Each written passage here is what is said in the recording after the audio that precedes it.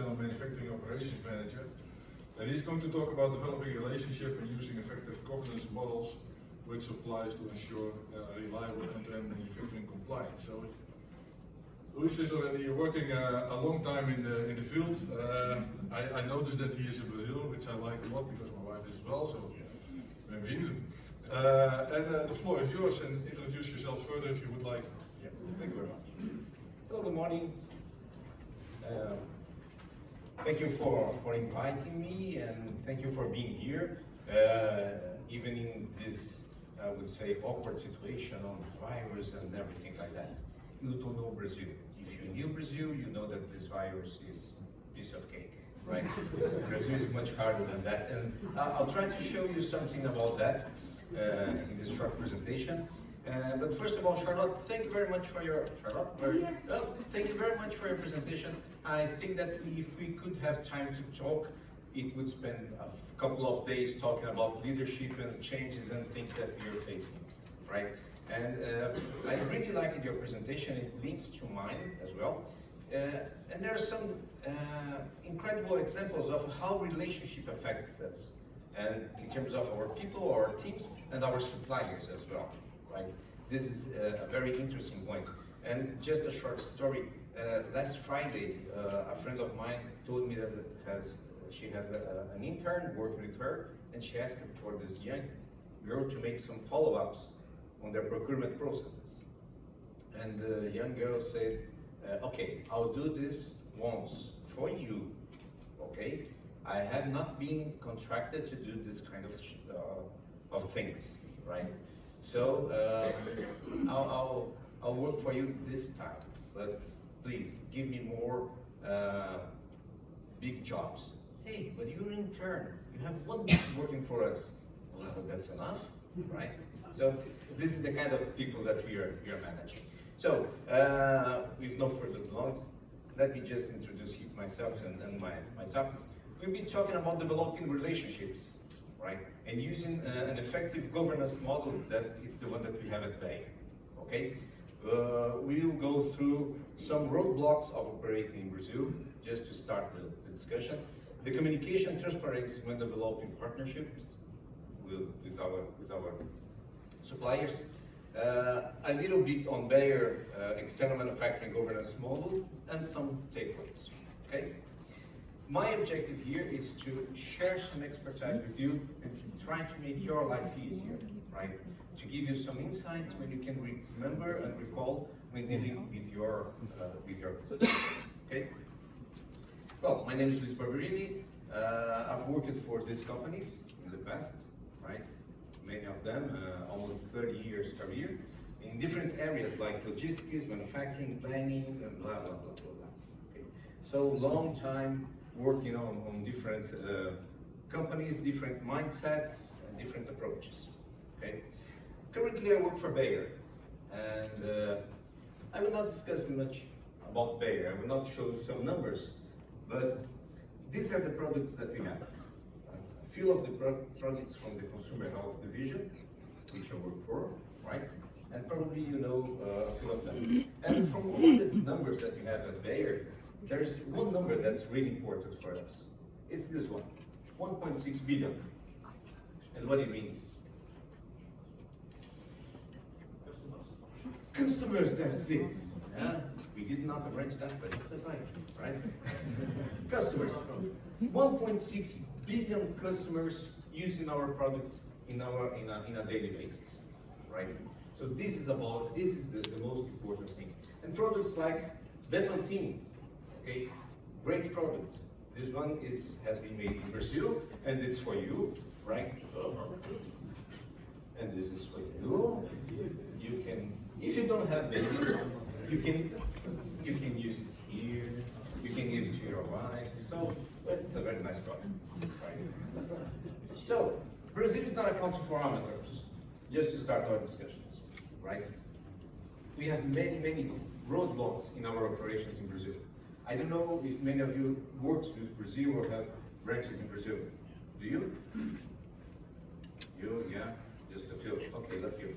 So some of our challenges are related to infrastructure, economy, people, process, and you can name it. very hard place to work.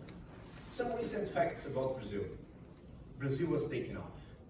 Great country, great place to make investments, to work with, right? This was the economist said. But sadly, something just blew up. Okay, what happened in Brazil? We had many issues related to politics, economics, and blah, blah, blah, blah, right? So we need to change. And this comes from international discussions, right? Brazil's quite divided. Wow, very hard to work with Brazil. Brazil's fall, we had some problems with our presidents. We just took out 2 presidents in our recent story. Okay, time to go, Mrs. Dilma. Okay, sorry. The betrayal of Brazil, corruption, one of our biggest problems, right?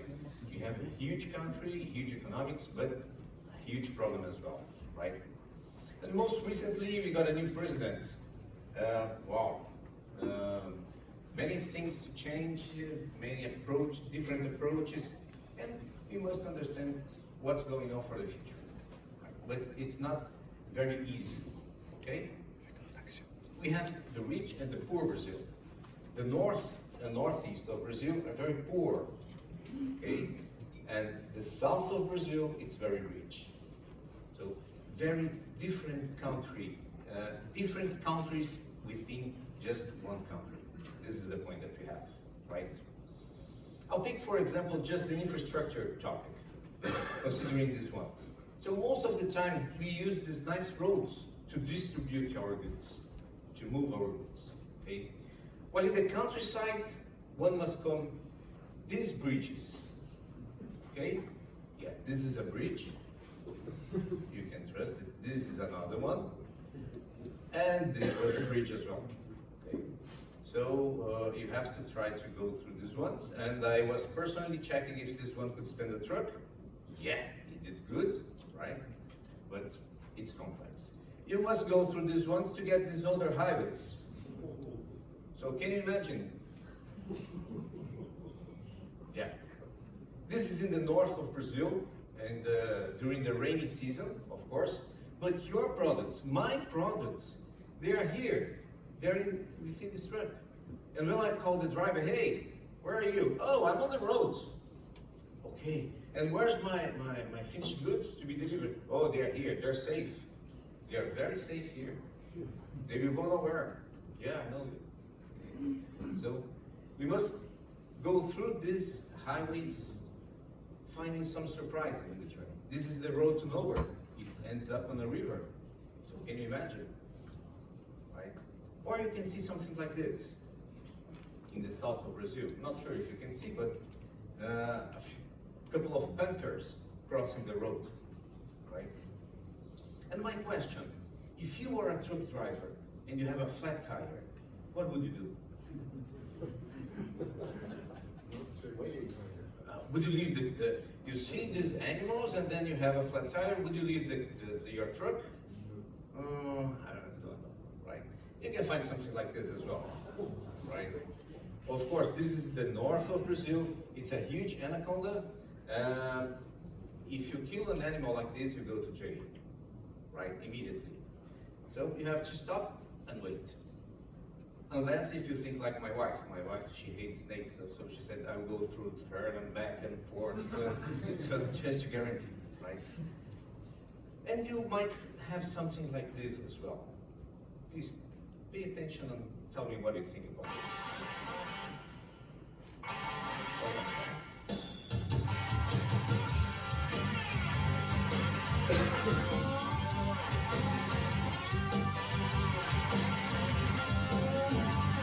What is this about?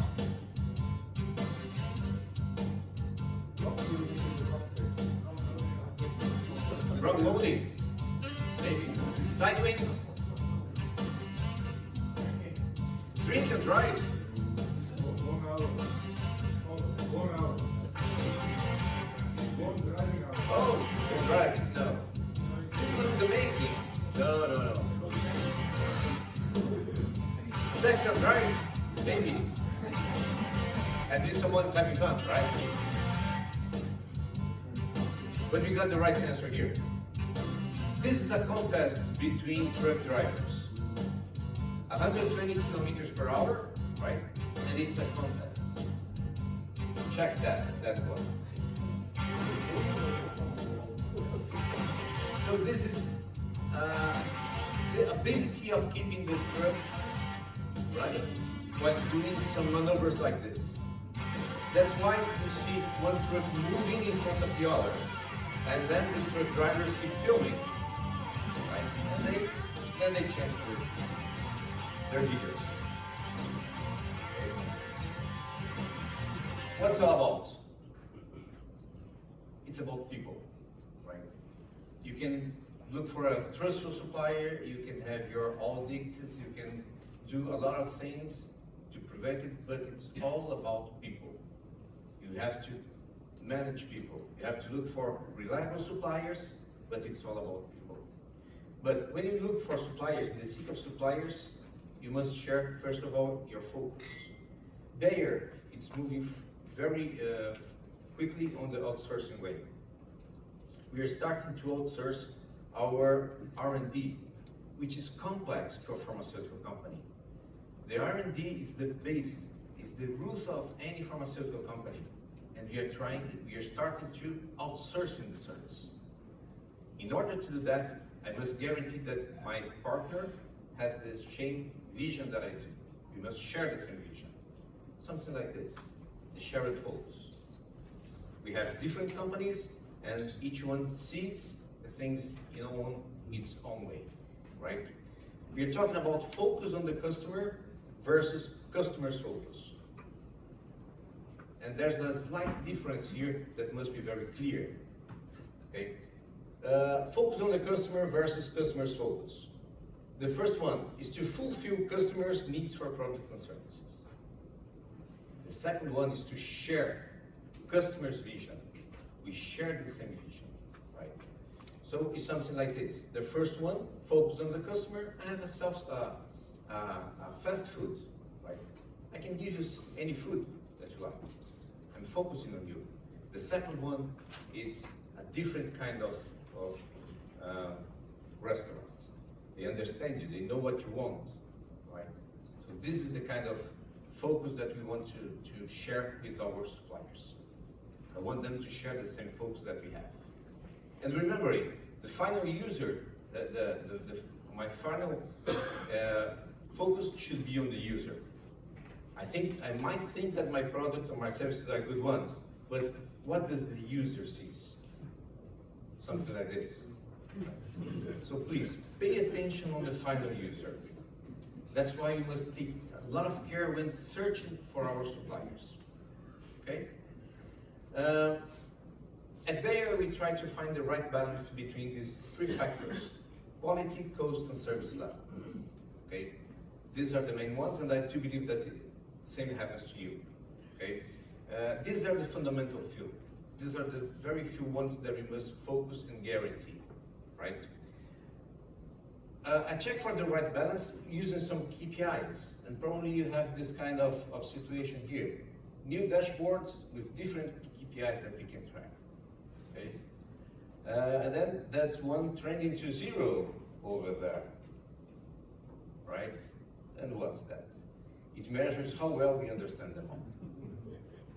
So please, when working with KPIs and sharing KPIs with your partners, please do the basics, right? Keep it simple here. Okay, very few KPIs, but they really must transmit your vision, your focus on the customer, on the final user, right? And trying to engage the people with you. This is just the picture of our control room in Brazil. It's a predictive KPI room. So the team that works there, they check for the KPIs, very few KPIs, very few important, but with that in mind, they can predict some of our business. Okay. And this is about developing our team, developing our people. They must understand what they're doing, the interactions between what they're doing and the KPIs and what we want, right? So, my partner must share my vision, have some KPIs, but also it must be properly managed. And what we have at Bayer, this is our strategy house from product supply to Bayer, right? And we focus in people and culture, we make the difference to our people. Customer and consumer value, customer and consumer trust, and competitiveness. These are our main pillars of strategy at Bayer. Okay? All of this based on safety, quality, compliance, health, and environment. I'm pretty sure that you have similar concepts like we have today, right? And of course, in just flowing through all of these pillars, we have product supply systems, digitalized operations, and network optimization. So this is how Bayer manages their business. This material will be available to you, so I'll be open to any discussions about that. When we talk about digitization, this is interesting. Is it a recent concept? Is it, Charlotte? For how long we're talking about digitization? Do you remember the bug of millennium? Yeah, so yeah, I'm talking about 20 years. No, it was even before that. We start talking about digitization, and this is one of our drivers, much earlier than that. We started by 1949. This has been the very first punching card machine. So it's about digitization, translating data from numbers to information. And we started a long time, a long time ago. Okay, so please keep in mind that digitization is not something new. We've been trying to implement it for a long time. Our model continues with this, external manufacturing. I work for external manufacturing, and we have this concept here. We have a team that keeps moving, keep all the moving parts between different areas. Supply chain, quality, procurement, supplier, and technical services. And we keep discussions running on different topics for these areas. I'll be very happy to discuss this model during the coffee or even after that. We basically say that we must manage business with transparency, collaboration, and honesty. So, like Charlotte has said, it's very important to have here transparency, to be very clear to your customers and to your partners, to your CMOs. Be honest with them. There's a lot of information that you have you can share, but we don't share that. We don't know why, but we could. And collaborate. Okay. This is very important. I'll mention it again, right? How to do it, how to keep this kind of business. So we rely on three main relationship factors, right? The first one is this one, bacon and eggs. Okay, probably a few of you have heard about this before. Yeah, you got it, yeah? What is this about? Would you like? Yes, it is the difference if you have an English breakfast as we have this morning. The pig was committed and the ham was involved because... That's it. That's it. You got it. It's about being involved and committed. I want my suppliers to be committed with my business. I don't want them just to be involved. Like the chicken is involved in this topic. I want them to be like the pig, to be committed. I don't want to kill my partners, of course, but this is the kind of feeling that we must strive for, right? And it's something good. They really like it. The second one is related to conflict and confrontation, right? Some people avoid conflict. Some different cultures, they avoid conflict. The Latin American people, they try to avoid conflict. It's quite interesting to work with Mexican guys. I don't know if many of you work with them. They don't say no. Yeah, right? They don't say no. You ask them for something, they say, yes, I will do that. You know they will not do that. They know that you know they will not do that. But they can't say no. It's interesting, right? This situation brings us some conflicts. And it's during the conflict that you pose your ideas, you look for solutions, you look for innovation. So sometimes conflict is something good to have. But please, avoid the confront. The confront is the shocking situation. You can't stand a shocking situation with your CMO, right? They are your partners. So please, have as much conflicts as you need, but avoid the confrontation. Okay? And the last one is related to paddleball game. What's about paddleball game? You know, I come from Brazil, right? It's 11 hours flight, plus connections and hotels, so long way from Germany. But we have a lot of beaches, and we do like to stay at the beaches playing paddleball. Sunny day, very nice environment, and we keep playing. What's the difference between playing paddleball and tennis? You've heard this before, I'm sure. It is the paddleball is to keep the ball in the game and not to win. That's it. The fun of the game is to keep playing. When you play tennis, you want to beat your adversary, right? So you give him bad balls, he can't hit it back. On the paddleball, the fun of the game is to keep playing. So I give my partner a good ball, so he can give it back to me. And then we do our best to give them a good ball, right? The same must be applied to our CMOs. I must give them good balls. I mean, sometimes we just send the problems to our supplier and say, now it's their problem. No, it's not their problem. It continues your problem, right? But so you must prepare your problems and give them good balls, right? It's an interesting concept, and many of us, we don't practice something like this. And there's an additional concept here related to communication, right? And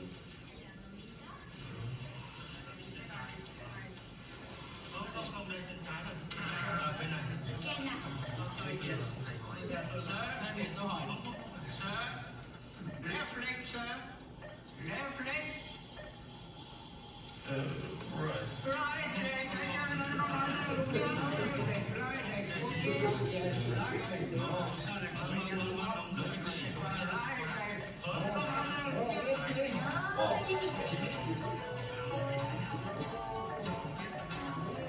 wow.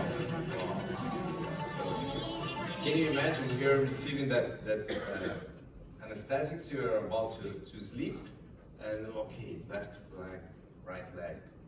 It's about communication. And communication, it's what does the other side understand. So sometimes I'm working from Brazil, talking with people from US, Germany, Colombia in the same call, and some people is asking me something in English, I must translate to Spanish, which is not my natural language, right? So it's all about communication. It's complex. So please pay attention on how do you communicate to your CMOs, to your partners. Okay? And remembering, 100% of customers are people, 100% of employees are people. If you don't understand people, you don't understand business. It's as simple as that, right? It's all about people. You communicate with people. You play paddle ball between companies, but using people, okay? You have confront with people, right? So it's all about people.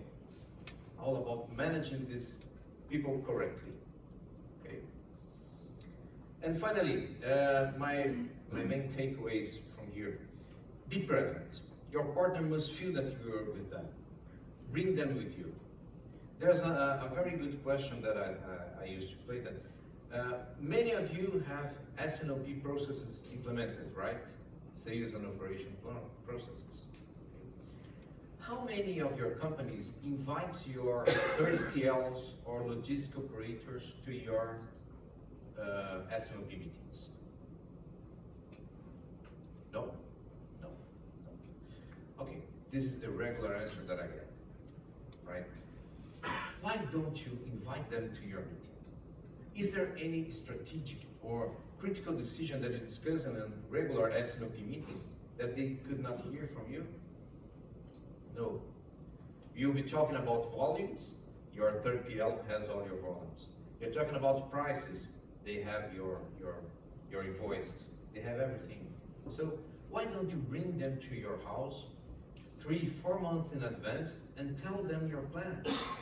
So you can get more engagement. They will get more committed to your business, right? They know your plans. So start doing something like this. Start engaging your partners. Don't think it's just the work.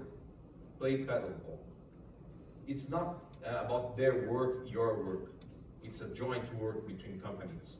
And you must give them good balls so they can give good balls back to you, right? It's something about how do you manage, how do you relate with your CMOs, okay? Ask yourself how to make their life easier. Use a few KPIs, just a few ones, but ask yourself, how can I make my supplier's life easier? How can I help them? We usually think, okay, I need a supplier to help me. Yeah, but how can I do something different? I think that this is one of the main questions that we can have. And of course, celebrate. Try to celebrate your success. And these are Brazilian candies, very interesting ones. I used to take a few of them with during my meetings when we have something to celebrate. And you know them? No? And these are special ones. My mother-in-law cooks that. You must be very good in relationship to get your mother-in-law cooking something for you. So this is a nice touch as well. But celebrate. This is the point. Okay? My final message is this one, right? Of course. Meaning, we always have space, we also have room to learn and to see something different. So I do hope to see you again next year, right? And share some other discussions. Okay? Thank you very much, and I'd like to hear from you. I'd like you, if you please, could access this site, menti.com, and this code, and you can rate this presentation and the talk too much. Okay? Thank you very much. Anybody on the question side? Okay, so I have a question because oh, Patrick, you.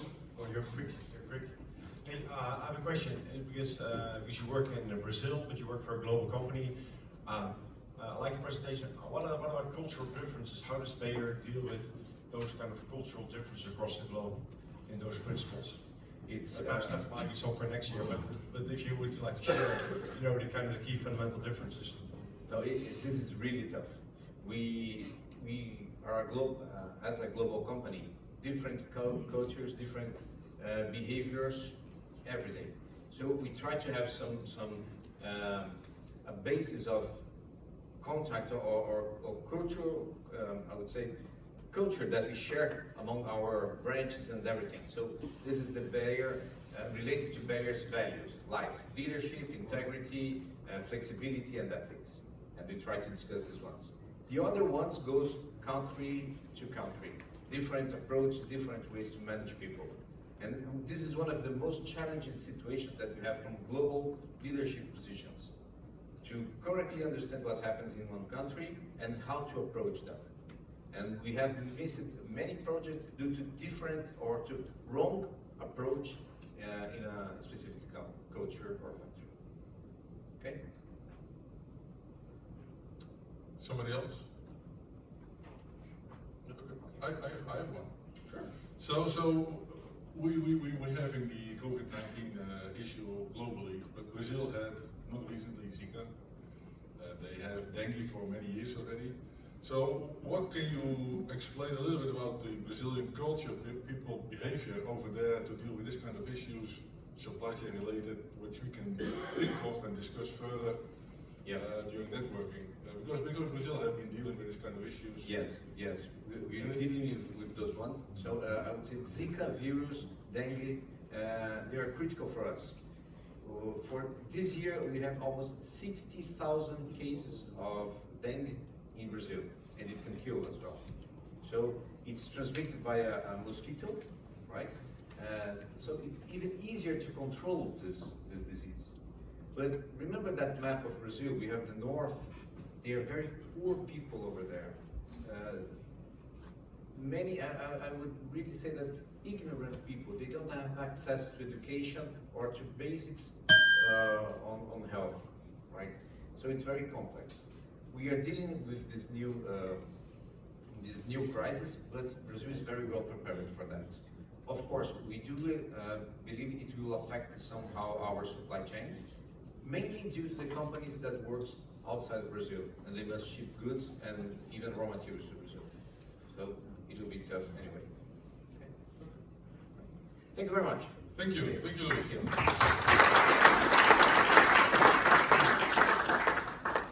So on to the